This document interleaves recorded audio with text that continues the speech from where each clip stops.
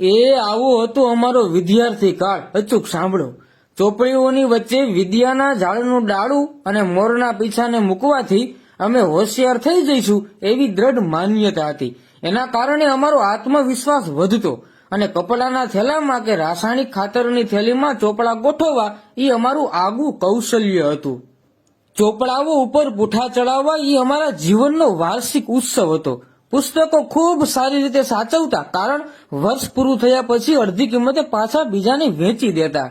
માતા પિતાને અમારા ભણતરની તો કોઈ ફિકર કે ચિંતા ન રહેતી. એ વર્ષોના વર્ષો વીતી જવા છતાંય અમારા માતા પિતાના પાવન પગલા ક્યારેય અમારી સ્કૂલ તરફ પડતા ન હતા. ના વાલી મીટિંગ, શિક્ષકના મારની કોઈ ફરિયાદ ના કરતા, કારણ એવું કરવાથી ઘરે વધારે માર પડતો. શિક્ષકની ભૂલ હોય જ નહીં એવી વ્યાપક ધારણા હતી. અમારા દોસ્તો મજાના હતા. શિક્ષકે પૂછેલા પ્રશ્નના જવાબ ના આવડે તો આજુબાજુ વાળો હળવેથી જવાબ ગણગણે તો અમારા કાની જવાબને તરત પકડી શકે એવું અમારી પાસે હુનર હતું. આવી તો મિત્રોને મદદ કરવાની ભાવના હતી. સાયકલ લઈને જતા ત્યારે એકને દંડા પર અને બીજાને કેરિયર પર બેસાડતા. અમે આ રીતે કેટલીય મંજિલો ખેડી હતી. એ અમને આજે પણ યાદ છે.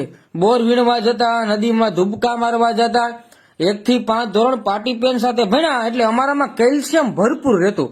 6થા ધોરણથી સાયવાળી પેન વાપરતા. ખિસ્સામાં બ્લુ ધાબુ, હોઠ પણ બ્લુ, આંગળીઓ પણ બ્લુ. આ અમારા ભણવાની ધગશની નિશાની હતી. એ જમાનામાં ટેલિવિઝન નવા આવ્યા હતા. કોઈકના ઘરે ટેલિવિઝન હતા, બધાને ત્યાં નહીં. જોવા જઈએ તો કોઈ જોવા દે તો વળી ક્યારેક અમને કાઢી મૂકવામાં પણ આવતા. છતાંય અમને ક્યારેય અપમાન જેવું લાગતું નહોતું. નિશાળમાં શિક્ષકનો માર ખાતા કે અંગૂઠા પકડતા ક્યારેય અમને શરમ કે સંકોચ નથી અનુભવ્યો, કારણ એ વખતે ક્યારેય અમારું ઈગો હર્ટ નહોતો થતો. કારણ કે અમને ખબર જ નહોતી કે ઈગો કઈ બલાનું નામ છે.